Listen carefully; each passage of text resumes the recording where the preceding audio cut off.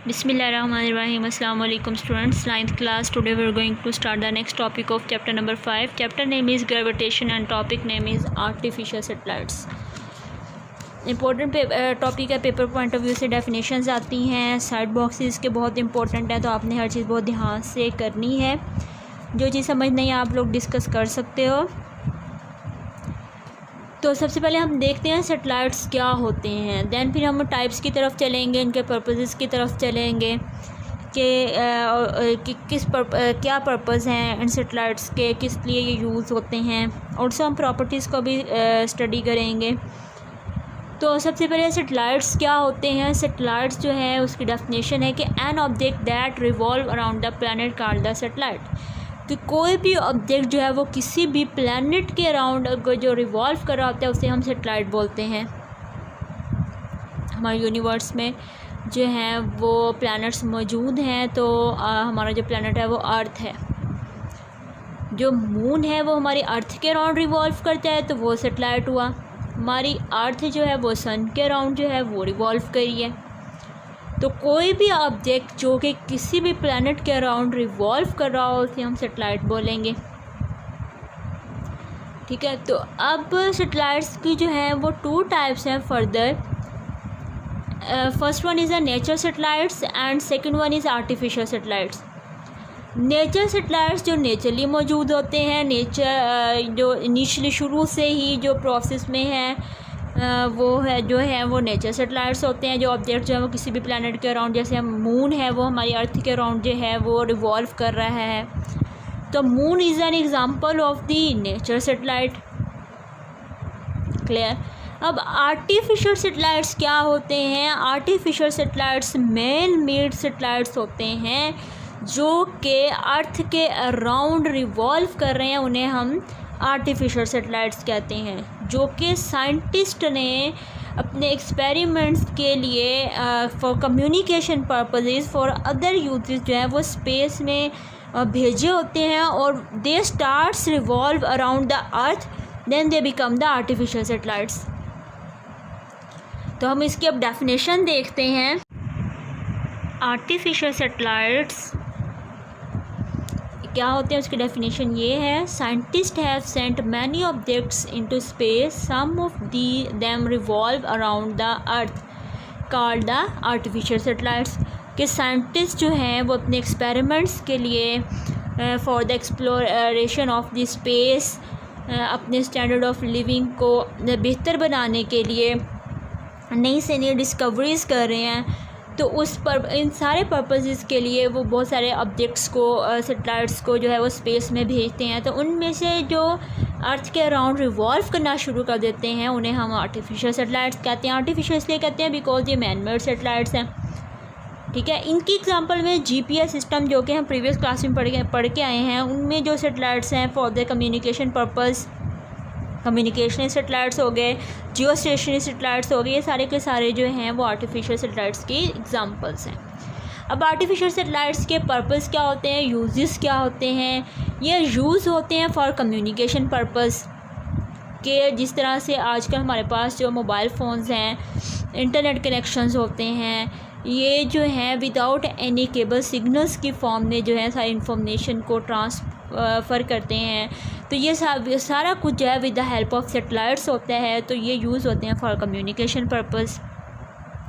Second, ये use होते हैं to carry the scientist and the instruments into space for experiments.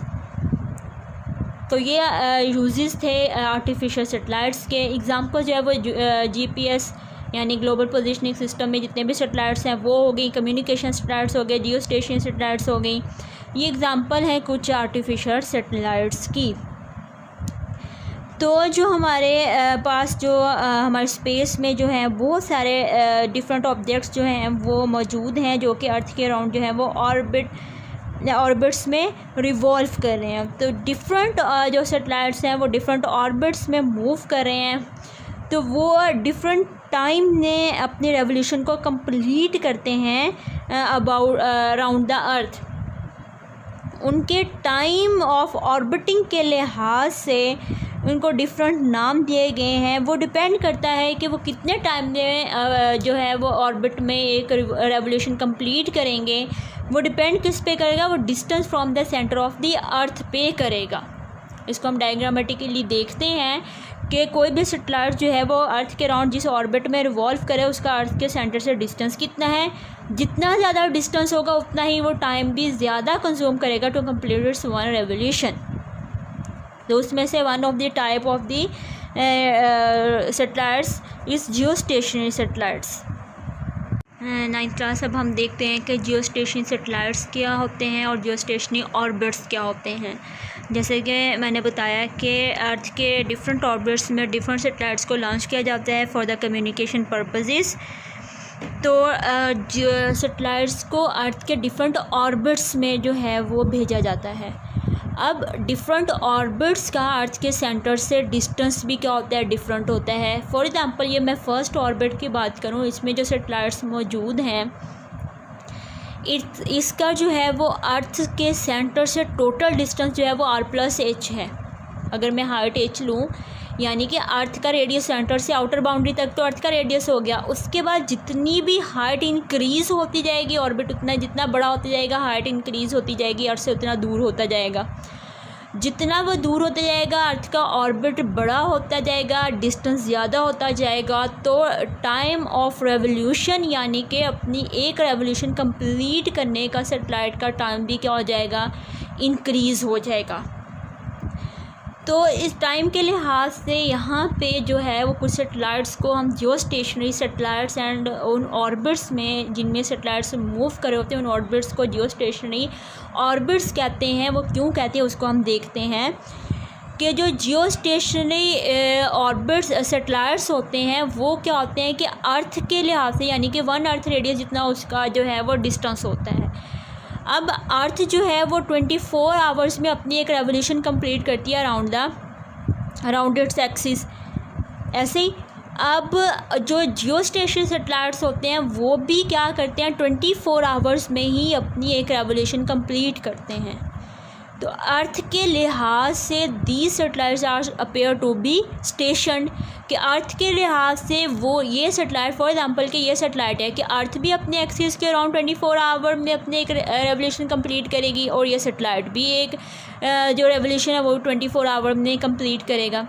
तो अर्थ के लिहाज से ये जो सैटेलाइट है वो रुका हुआ होता है। इसके लिहाज से ऐसे लगता है अर्थ के साथ ये मूव नहीं करा बल्कि ये रुका हुआ है, स्टेशनड है, इसलिए इसको कहते हैं जियो स्टेशनरी सैटेलाइट्स। और जिन ऑर्बिट्स में ये सैटेलाइट्स मूव करते हैं उन ऑर्बिट्स को कहते हैं जियो स्टेशनरी ऑर्बिट्स।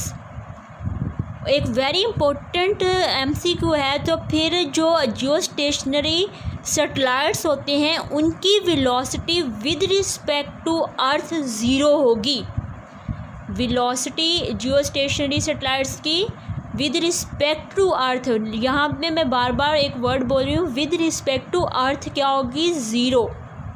क्यों? क्योंकि अर्थ के लिहाज से वो क्या होते हैं, रुके हुए होते हैं। वैसे इनकी वेलोसिटी ज़ीरो नहीं होती, वो रिवॉल्व कर रहे होते हैं, लेकिन अर्थ के लिहाज से क्योंकि 24 आवर टाइम जो है वो सेम है, तो इसकी वजह से अर्थ के लिहाज से वो रुके हुए होते हैं। तो अर्थ के लिहाज से जियो स्टेशन सैटेलाइट की वेलोसिटी क्या होगी, ज़ीरो होगी। इसलिए इनको बोलते हैं जियो स्टेशनरी सैटेलाइट्स और ऑर्बिट्स को बोलते हैं जियो स्टेशनरी ऑर्बिट्स। क्लियर? तो ये डेफिनेशन आती है पेपर में।